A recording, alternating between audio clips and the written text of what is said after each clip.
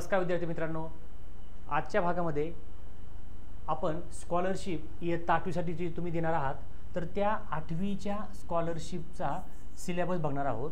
In detail analysis त्याचं करणार आहोत आणि 8वीच्या स्कॉलरशिपचा सिलेबसमधला आपण एक छोटासा म्हणण्यापेक्षा की एक वेगवेगळे पार्ट आहे त्याच्यामध्ये, त्यातला एक पार्ट आपण बघणार आहोत.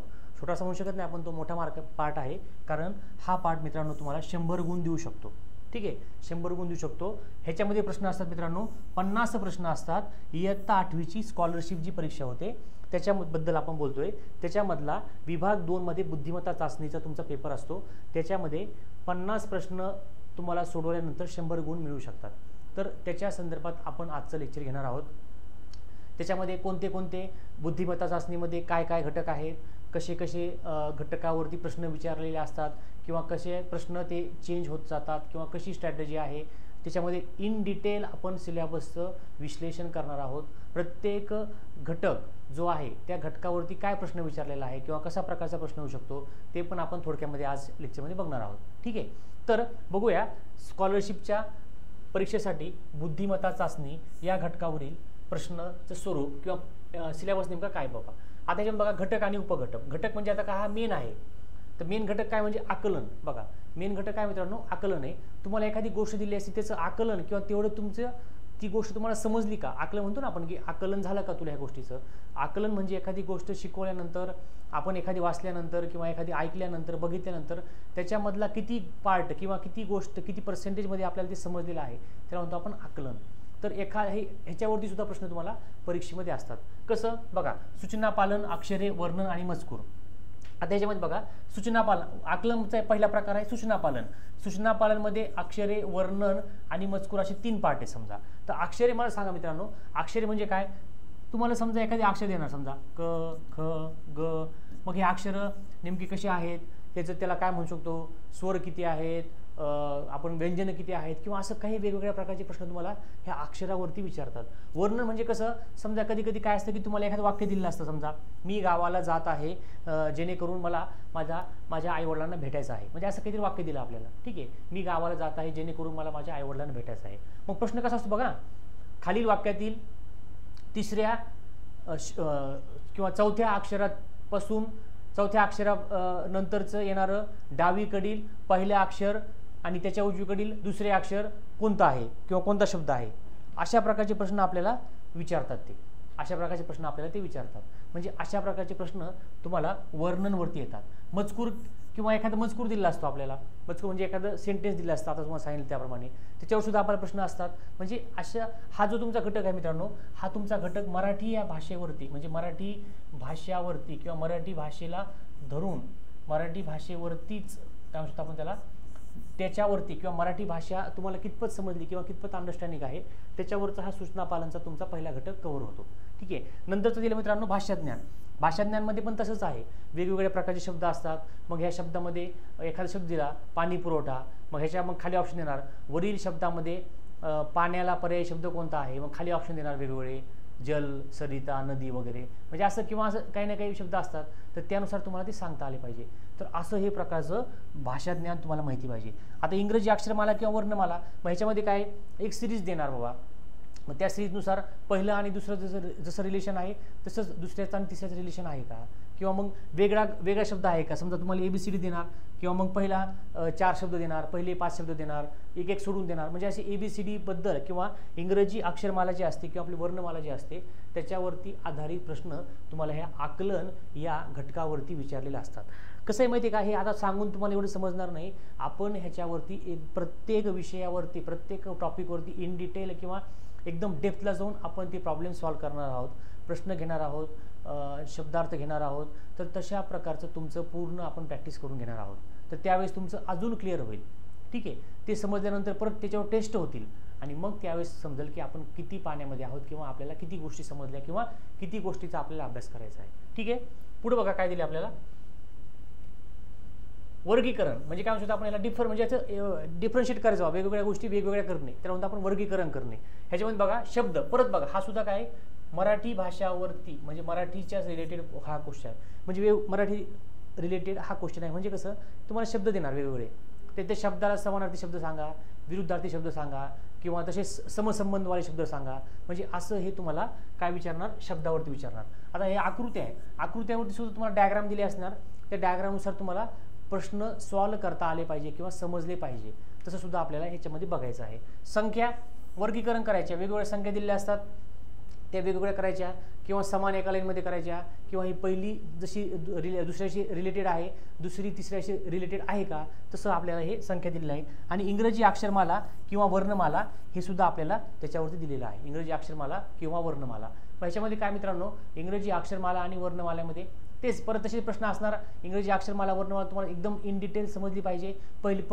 पुढून पहिलं अक्षर, शेवटून दुसरं अक्षर, म्हणजे असं वेगवेगळं तुम्हाला वर्गीकरण विचारू शकतात. किंवा कधी कधी प्रश्न असे पण असतात बघा, कसे समजा DE = 20, BE = 10 किंवा 6 असं काहीतरी, मग GH = किती, म्हणजे असं तुम्हाला अशी सिरीज काहीतरी रिलेशन लावावं लागतं. दोघांचा गुणाकार भागिले 2 किंवा वर्गाचा त्यांचा जो अक्षरमालिकेतील स्थान आहे त्याचा वर्ग अधिक 2, असं काहीतरी रिलेशन तुम्हाला लावावं लागणार आहे. ठीक आहे. पुढे काय दिलं मित्रांनो, समसंबंध. ह्याच्यामध्ये बघा परत शब्द आला. शब्द आला म्हणजे काय, हा तुमचा मराठीचा अभ्यास चांगला असेल हे सोडणार तुम्हाला हे सॉल्व करता येणार किंवा सोडवता येणार. शब्द नंतर आकृत्या, वेगवेगळ्या प्रकारच्या आकृत्या असतात. मग त्याचा समसंबंध म्हणजे ही आकृती त्याच्यासोबत कशी रिलेटेड आहे, ती आकृती त्याच्याबरोबर कशी रिलेटेड आहे, हे असे समसंबंध तुम्हाला दिलेले असतात. नंतर संख्यांचं पण तसंच आहे मित्रांनो, की संख्या समजा 5 म्हणजे 5:10 असेल समजा, बरोबर. तर 20 किती, मग खाली ऑप्शन देणार तुम्हाला, option A, option B, option C, option D. म्हणजे 5चं 10 बरोबर जसं रिलेशन आहे तसंच 10चं 20 बरोबर कसं रिलेशन असणार आहे, सॉरी 5चं 10 बरोबर जसं रिलेशन आहे तसं 20चं कोणाबरोबर रिलेशन असणार आहे. मग हे काय झालं वर्ग, 5 × 2 10 झाला. मग हा काय होणार आहे, 20 × 2, म्हणजे तुमचा ऑप्शन समजा इथं 10 असेल, इथं 15 असेल, इथं 20 असेल, इथं 40 असेल. तुमचं काय आहे 20 × 2 = 40, म्हणजे ऑप्शन नंबर डी तुमचं बरोबर आले. म्हणजे अशा प्रकारचे प्रश्न आपल्याला एक्झाममध्ये विचारतात. परत इंग्रजी अक्षरमाला वर्णमाला परत तसंच, त्याच्यामध्ये पण समसंबंध.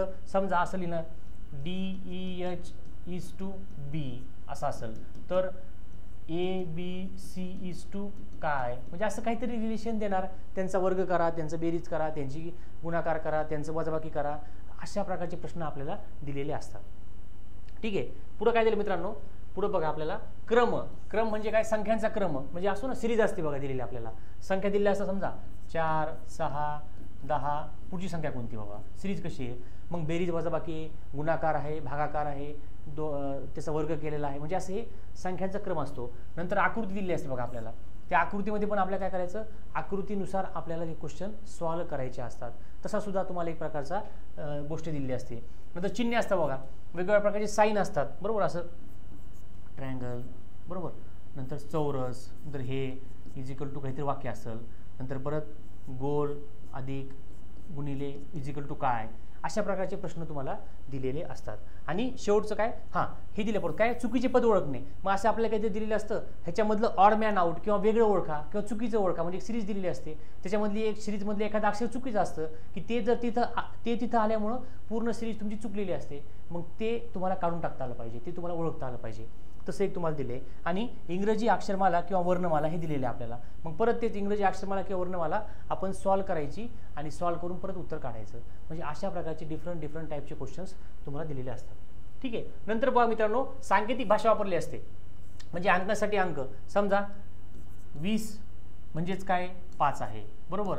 तर 40 म्हणजेच किती आहे, पण असं काहीतरी प्रश्न विचारतात, बरोबर. असे काहीतरी, किंवा 4 = 410, 5 बरोबर किती, हे असं काहीतरी रिलेशन आपल्याला लावायचं असतंय आणि मग आपण प्रश्न सोडवायचा असतो. परत अक्षरांसाठी अंक असतो मित्रांनो. अक्षरांसाठी अंक म्हणजे कसं, अक्षर दिले असतं आपल्याला, समजा ABC = 255, CDE = 555 किंवा असं काहीतरी दिलेलं असतं.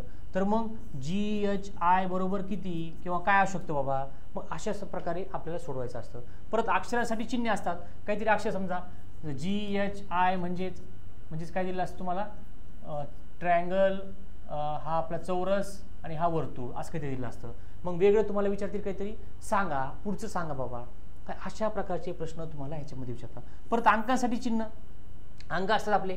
अंक म्हणजे समजा 5ला ते असले तर समजा 5ला ते समजा असले येथील ट्रायंगल आहे, 6ला लिहितील वर्तुळ आहे, 10ला काय बाबा काय येईल किंवा काय लिहू शकतो आपण, म्हणजे अशा प्रकारचे सुद्धा प्रश्न तुम्हाला विचारतात. किंवा अक्षरांसाठी अक्षर पण असतात मित्रांनो. म्हणजे तुम्हाला सांगितलं मी, समजा अक्षरासाठी अक्षर म्हणजे कसं ABCला आपण DEF लिहिणार, बरोबर. मग DEFला काय लिहू शकतो किंवा GHIला काय लिहू शकतो, म्हणजे अशा प्रकारचे डिफरंट टाईपचे क्वेश्चन तुम्हाला सांकेतिक भाषा या घटकावरती विचारले असतात. बघा मित्रांनो, काय माहिती का, हे तुम्हाला असं समजणार नाही आहे. फक्त एकदा तुम्ही समजून घ्या की आपल्याला सिलेबस किती दिलेला आहे. आजच्या लेक्चरमध्ये आपण तेच बघणार आहोत, सिलेबस नेमका काय आहे आणि सिलेबस आपल्याला कसा कव्हर करायचा किंवा किती आपल्याला कव्हर करायचं, कितपत आपल्याला येते. आणि सगळ्यात महत्त्वाची गोष्ट म्हणजे त्याच्यावरती आपण प्रश्न घेतोय असं बेसिकमध्ये की असे प्रश्न असतील.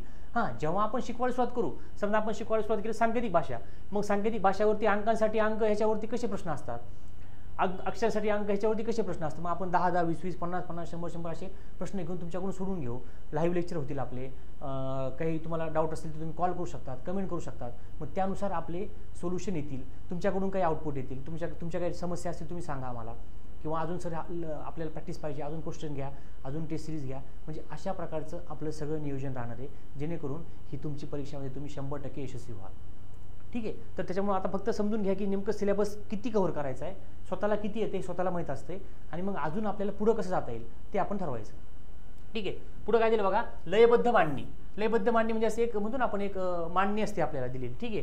अक्षरांचा, अंकांचा आणि चिन्हांचा वापर, लयबद्ध मांडणी असते ना. म्हणजे मला वाटतं कसं बरं, हां, म्हणजे समजा असं असते कसं, ABC dash dash dash BC dash A परत B dash CC dash dash असे काहीतरी असतं. मग असे सिरीज असते ही.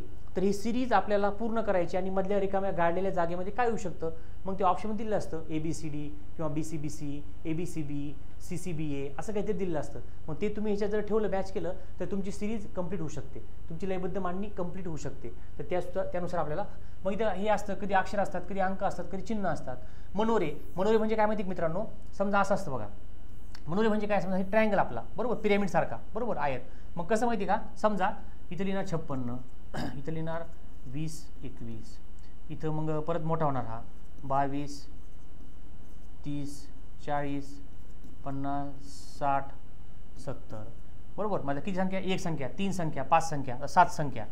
म्हणजे बघा ह्या तर लिहिणार तिथं 16, 17, 20, 22, 28, 31, 40, बरोबर. बघा ना, झालं ना असं आहे. बघा एकच झाला, मनोऱ्यासारखा झाला का नाही मित्रांनो. बघा हा असं झाला ना मनोऱ्यासारखा, बघा बघा झालाय का नाही मनोऱ्यासारखा, बघा. म्हणजे अशा प्रकारचे प्रश्न विचारतात. मग काहीतरी दिलं असतं तुम्हाला, समजा 56, 50, 20, मग पुढचं विचारणार, मग आपण काय 56, 50, 21 किंवा 5, 50, 60, 22 अशी तिरपी लाईन घेतली, किंवा 56, 50, 60, 28. मग इकडे काय होणार, 56, 50, 30, 16 असं काहीतरी तुम्हाला एक लयबद्ध मांडणी दिली असती. त्या मांडणीवरून तुम्हाला उत्तर काढायचं असतं. किंवा कधी कधी असे आडवे घेणार, हा आडवा देणार, मग तुम्ही पुढचा आडवा घ्यायचा, किंवा असं काही ना काही सुरू असतं त्यांचं ॲक्टिव्हिटी.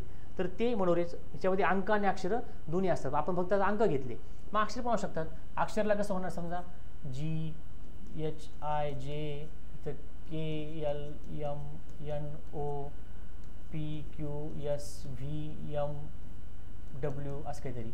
बघा हा सुद्धा मनोरा झाला का नाही मित्रांनो, तर हा सुद्धा मनोरा झालेला आहे. बघा ना, बघा ना. मनोरा म्हणजे असं उंच असं मनोरा होतो ना आपण, मनोरा केल्यासारखं असतो बघा. तर त्या मनोरा किंवा ढीग किंवा पर्वतासारखं तसं टाईपमध्ये आपल्याला प्रश्न अशा आकृतीवरती विचारलेले असतात. ठीक आहे. हे म्हणतो आपण अक्षरांचा व अंकांचा मनोरा. नंतर काय दिलं मित्रांनो, प्रतिबिंब किंवा प्रतिमा, जलप्रतिबिंब. समजा आपण एखादी डायग्राम, समजा तिने काय अशी डायग्राम काढली, समजा असा पेन आहे, समजा हा असा पेन काढला समजा, ठीक आहे, छोटासा पेन काढला असा, ठीक आहे.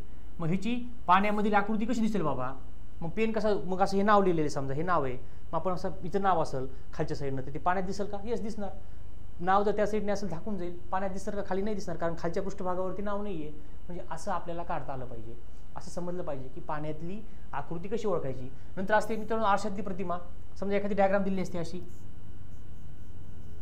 असं, आणि मग इथं सांगतात की आरसा आहे बाबा, मग तुम्ही डायग्राम कशी काढणार, मग तुम्ही सेम डायग्राम काढणार. बघा सेम डायग्राम, हे अशी राहणार, हे असं येणार, हे असं, हे असं, म्हणजे असं काहीतरी असं सेम. आता ठीक आहे, एवढं ॲक्युरेट आलं नाही मला काढता. तर अशा प्रकारे सुद्धा तुमचं आकृती येऊ शकते. म्हणजे आरशामध्ये आपण कसं दिसतो, पाण्यामध्ये आपण कसं दिसतो, हे आपण स्वतःला बघितल्यानंतर किंवा एखाद्या इमेजला इमॅजिन केल्यानंतर, म्हणजे आपण म्हणतो ना आपण की त्याच्या इमॅजिनरी गोष्टी यूज करून आपल्याला हे जे उत्तरं काढायचे आहे. तुमचं सेन्स किती चाललं, तुमची मेंटल ॲबिलिटी कशी, तुमची मानसिक क्षमता किती लेवलची आहे ते तुम्हाला इथं ते चेक करतात आपलं. ठीक आहे. पुढे मित्रांनो, तर्क व अनुमान. ह्याच्यामध्ये मित्रांनो भाषिक असतं बघा एक, आणि एक दुसरं असतं अभाषिक. बघा फरक काय. भाषिकमध्ये काय असतं, वय. वय म्हणजे कसं, समजा रमेशच्या वडिलांचे वय 5 वर्षापूर्वी 20 होते, 2 वर्षानंतर रमेशचे आणि रमेशच्या वडिलांच्या वयाचे गुणोत्तर 6:3 आहे, तर रमेशचे वय काढा. असं काहीतरी प्रश्न असतात. किंवा काय म्हणू शकतो आपण त्याला, अजय आणि त्याची आई यांच्या वयांची आजची बेरीज 100 आहे, 5 वर्षापूर्वी त्यांच्या वयांची बेरीज 20 होते, 30 होते, असं काहीतरी असतं, तर त्यांचे आजचे वय काढा. म्हणजे अशा प्रकारचे प्रश्न तुम्हाला वयवारीवरती घटकावरती विचारलेले असतात. नंतर मित्रांनो, वेळ आणि घड्याळ. म्हणजे कसं असतं, समजा घड्याळामध्ये घड्याळ आपली एखादी घड्याळ आहे ती प्रत्येक तासाला 5 मिनिटांनी पुढे जाते, तर सध्या घड्याळ 11 वाजलेले आहे, संध्याकाळी 6 वाजता घड्याळमध्ये ॲक्च्युअली किती वाजलेले असतील. मग कसं 11, 12, 1, 2, 3, 4, 5, 6, 7 तास घड्याळ चालली, प्रत्येक ह्याला 5-5 मिनिटं पुढे गेली, 35 मिनिटं वाढले, मग तुमची घड्याळमध्ये असेल 5:35 म्हणजे असे प्रश्न तुम्हाला आले पाहिजे. किंवा घड्याळ कधी कधी प्रत्येक तासाला 10 मिनिटं मागं पडते, मग पुढे जाते मागं, असे प्रश्न असतात तुम्हाला. किंवा कधी कधी कोणत्या अँगलचा कोण तयार होतो वगैरे, तास काटा आणि मिनिट काटामध्ये किती कोण असतो किंवा काय, हे अशा प्रकारचे प्रश्न घड्याळामध्ये विचारतात. किंवा किती वाजले वगैरे. आता नातेसंबंध म्हणून तुम्हाला सांगितलं, नातेसंबंध म्हणजे कसं माहिती का, समजा तो मुलगा त्या फोटोकडे बोट करून म्हणतो त्याच्यातली बाई ही माझ्या आईच्या भावाची मुलगी आहे किंवा असं काहीतरी आहे, तर ती फोटोमधली बाई आणि माझं रिलेशन काय असेल. अशा प्रकारचे प्रश्न तुम्हाला जनरली विचारल्या जातात नातेसंबंधामध्ये. किंवा काय म्हणतात की समजा एक घर आहे, त्याच्यामध्ये 2 जोड्या आहेत किंवा 2 पती पत्नी आहेत समजा. ठीक आहे, 2 पती पत्नी आहेत, जोडी नंबर 1 जोडी नंबर 2 समजा. ठीक आहे, 2 पती पत्नी आहेत, तर समजा मग ह्यांचं रिलेशन पहिल्याची मुलगी ह्याची बहीण आहे, ह्याचा भाऊ आहे, असं काहीतरी दिलेलं असतं तुम्हाला. आणि मग शेवटी विचारतात ह्याचं मुलगीचं आणि ह्याचं नातं काय आहे, किंवा हे दोघं नवरा बायको आहेत, भाऊ बहीण आहे किंवा काय आहे. अशा प्रकारचे प्रश्न तुम्हाला परीक्षेमध्ये विचारतात, ते आपण इन डिटेल घेणार आहोत. ठीक आहे.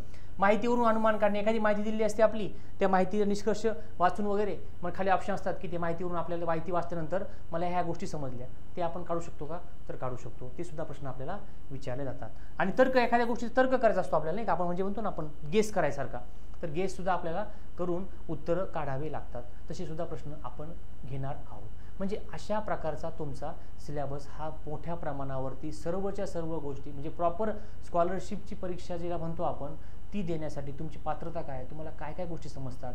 पात्रता इन द सेन्स ते नाही 8वीला पाहिजे 7वीला पाहिजे किती मार्क पडले हे स्कॉलरशिप, तेच नाही. मेन काय बाबा, तुम्हाला सिलेबस समजला का, सिलेबसमधले प्रश्न तुम्हाला सोडवता आले पाहिजे, तेवढी आपली लेवल कुवत वाढवता आपल्याला आली पाहिजे. ठीक आहे. पुढे काय दिलं मित्रांनो बघा, अभाषिक. अभाषिकमध्ये काय बघा, त्रिकोण चौकोन मोजणे. समजा एखादी डायग्राम दिली असते आपल्याला, समजा अशी डायग्राम आहे. ठीक आहे, या डायग्राममध्ये अशा आडव्या तिडव्या लाईन दिल्या असतात, शेजारील आकृतीमधले त्रिकोणांची संख्या मोजा असं काहीतरी दिलं असतं, बरोबर. किंवा चौकोनांची संख्या मोजा, म्हणजे असे प्रकारचे प्रश्न असतात ते येणार. घनाकृती ठोकळे म्हणजे कसं मित्रांनो, हा ठोकळा असतो. ठीक आहे, हा ठोकळा असतो. घनाकृती आपण खेळतो ना, असं फेकतो आपण, मग 5 पडले 6 पडले, सापशिडीचा वगैरे खेळ खेळतो आपण, तशा प्रकारे ह्यामध्ये घनाकृती ठोकळा. ह्या ठोकळ्यावरती इकडून 2 लिहिलेत, इकडून 3 लिहिले, इकडून 5 लिहिले, तर ठोकळ्याच्या मागच्या पृष्ठावरती काय आकडा येईल, कोणता आकडा येईल. मग तुम्हाला असे 4 ऑप्शन देणार, समजा 1 ऑप्शन 2 ऑप्शन 3 ऑप्शन आणि 4 ऑप्शन, मग तुम्हाला सांगता आलं पाहिजे. तर हे सुद्धा प्रश्न आपण घेणार आहोत किंवा तुम्हाला ही परीक्षेला प्रश्न हमखास विचारल्या जातात. संख्यांच्या मांडणीतील सूत्र ओळखणे. संख्या दिलेल्या असतात, त्यानुसार ते सूत्र कोणतं आहे, फॉर्म्युला कोणता आहे, किंवा काय यूज केल्यानुसार उत्तर आलं, किंवा कसं यूज केलं, किंवा कशा पद्धतीने यूज करता येईल, हे आपल्याला दिलेलं असतं आणि ते आपल्याला पाहायचं असते. ठीक आहे. पुढे बघा, कूट प्रश्न.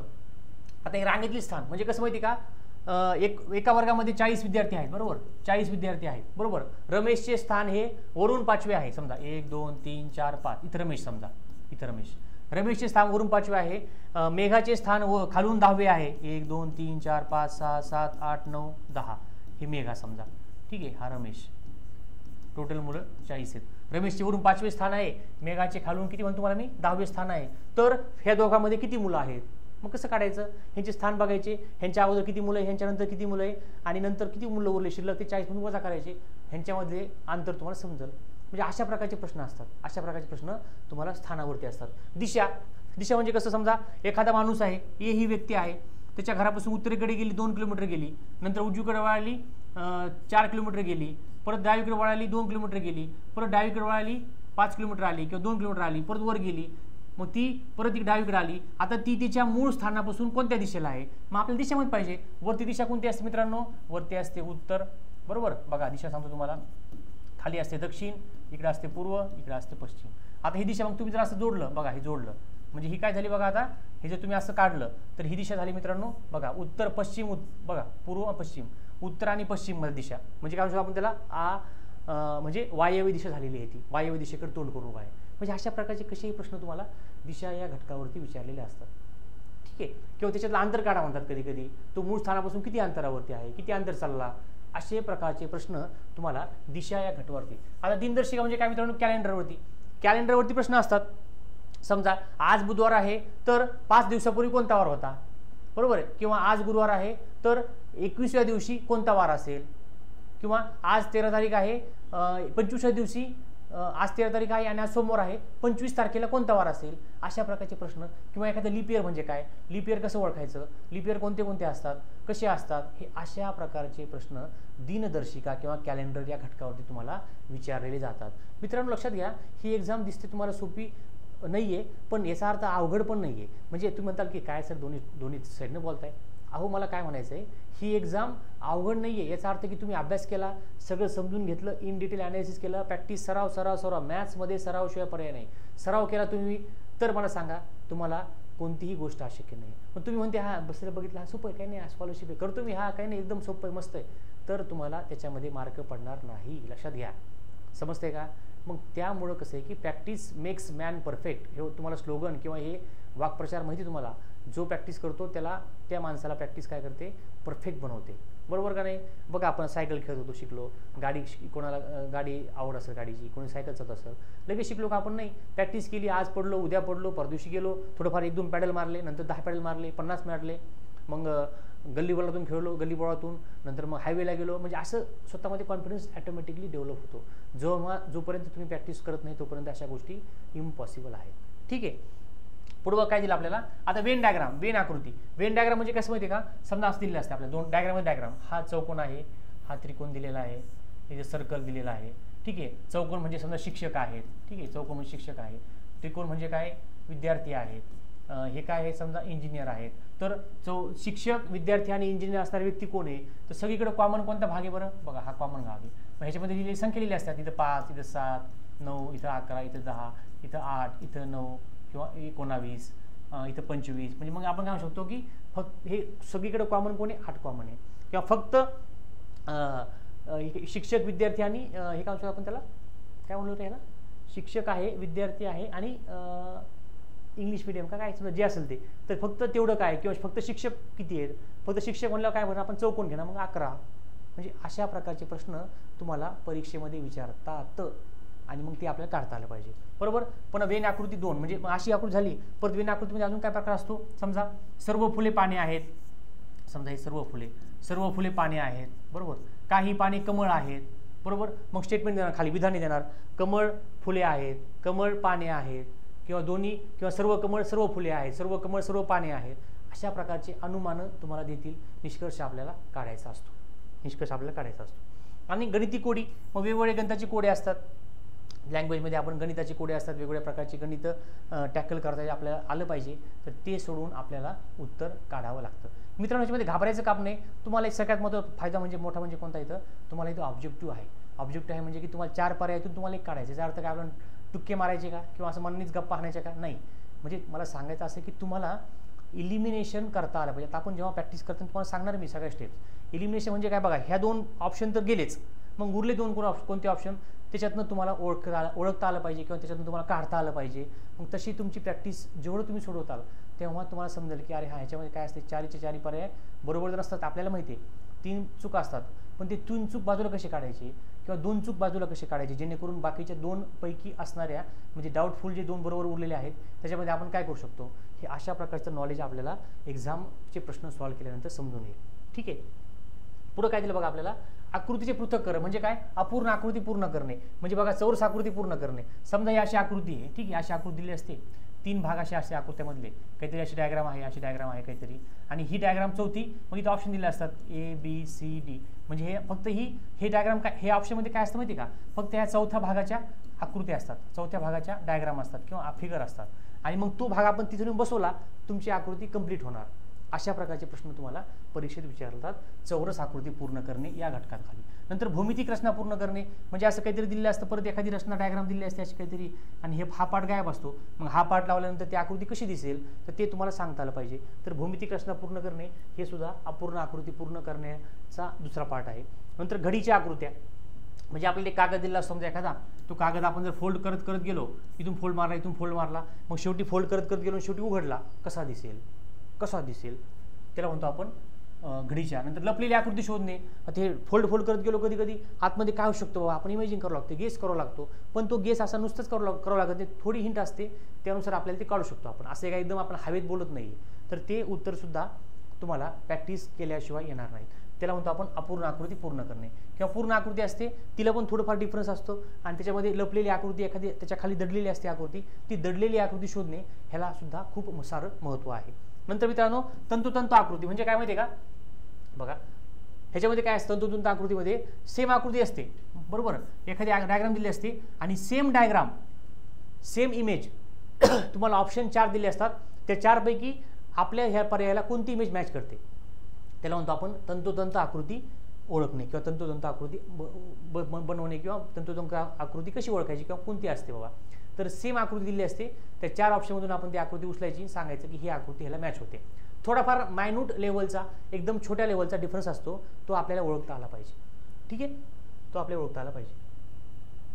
तर मित्रांनो अशा प्रकारे आपण स्कॉलरशिप या घटकावरती, म्हणजे स्कॉलरशिप या परीक्षेसाठी बुद्धिमत्ता या घटकामध्ये जे तुम्हाला 50 प्रश्न येणार आहे, ज्याचे की 100 गुण तुम्हाला मिळणार आहेत, त्याच्याबद्दल मध्ये बुद्धिमत्ता चाचणी किंवा मेंटल ॲबिलिटीचं इन डिटेल आपण अभ्यासक्रमाचं विश्लेषण केलेलं आहे. त्याच्यावरती कशा प्रकारचे प्रश्न विचारतात, कशा प्रकारचे प्रश्न आधी अगोदर आले, कसं काय मित्रांनो अभ्यास करताना एक एक घटक घ्यायचा, सोडवत राहायचा, त्याच्यावरती प्रश्न बघायचे, सोल्युशन करायचे, काही डाऊट असेल तर कॉल करायचा, बोलायचं, सांगायचं, टीचरला विचारा, तुमच्या आईवडिलाला विचारा, मित्राला, मैत्रिणीला, भाऊ बहीण, काका काकू, जे तुम्हाला सपोर्ट करतील, म्हणजे की ज्याचं वाटतं की तुम्हाला की ह्या माणसाला विचारलं म्हणजे माझे डाऊट सॉल्व्ह होणार आहे बाबा, तशा व्यक्तीला तुम्ही विचारला, जेणेकरून तुमचा डाऊट राहणार नाही. सराव सगळ्यात महत्त्वाचा पार्ट आहे, आपल्या आयुष्याचा पण आहे आणि ह्या एक्झामचा पण आहे. जोपर्यंत तुम्ही सराव करत नाही तोपर्यंत तुम्हाला काहीच येणार नाही. त्यामुळे सराव करा, समजून घ्या गोष्टी, आणि आम्ही आहोतच. तुम्हाला काही गोष्टी लागल्या, काही अडलं तर बिंदास तुम्ही कॉल करा. लेक्चर आपले रोज होणार आहेत, कंटिन्युअसली आपण ह्या सेशनमध्ये उतरणार आहोत, कंटिन्युअसली गोष्टी चालणार आहेत. प्रॅक्टिस करा. आपल्या शैक्षणिक अभ्यासक्रमाला जास्त धोका न पोहोचता, म्हणजे शैक्षणिक अभ्यासक्रम तुम्ही असं नाही की स्कॉलरशिप करतोय मग तिकडे दुर्लक्ष करायचं, असं नाही. त्यालासुद्धा तुम्ही तेवढीच महत्त्व द्या, त्यालासुद्धा तुम्ही तेवढंच सिरियसली घ्या, जेणेकरून तुमचं इकडे पण ह्या गोष्टी हॅम्पर होणार नाही. ठीक आहे. आणि शनिवार रविवारचा जास्त वापर करून घ्या. सुट्ट्या असतात किंवा अर्धी शाळा असते किंवा काय असतं, तो दिवस तुमच्या आयुष्यातला खरा दिवस असतो. कारण काय असतं की सुट्ट्या असल्यामुळे काय असतं की भरपूर वेळ असतो. जेव्हा तुम्ही रोज अर्धा 1 तास प्रॅक्टिस करू शकता स्कॉलरशिपसाठी, त्या दिवशी 3 तास करा, 4 तास करा. म्हणजे बघा, आयुष्यात जर तुम्ही मित्रांनो कष्ट घेतले, तुम्ही जर गोष्टी केल्या, तर ते तुम्हाला फ्युचरमध्ये कामा येणार आहे किंवा फ्युचरमध्ये तुमचा फायदा होणार आहे. त्यामुळे आता मग मला खेळायलाच नाही, तो खेळायलाच गेला, मग मी गेलो नाही, मग कसं करून, त्याचं नशीब त्याच्याजवळ, तुमचं नशीब तुमच्याजवळ. तुम्ही समजदार आहात, तुम्हाला 4 गोष्टी समजतात. तर आपल्या भल्यासाठी जे की फ्युचरमध्ये होणार आहे, आता स्वार्थी बनणं खूप महत्त्वाचं आहे मित्रांनो. त्यामुळे विद्यार्थी मित्रांनो अभ्यास करत राहा, आणि असेच लेक्चर आपले येतील. तर त्या लेक्चरचं कंटिन्युअसली बघण्यासाठी ॲपमध्ये बघा, यूट्यूबला बघा, सगळ्या गोष्टी तुम्हाला इन डिटेल समजतात. ठीक आहे. थँक्यू. पुन्हा भेटूया पुढच्या लेक्चरमध्ये. तोपर्यंत अभ्यास करा, प्रॅक्टिस करा, डाऊट विचारा. थँक्यू.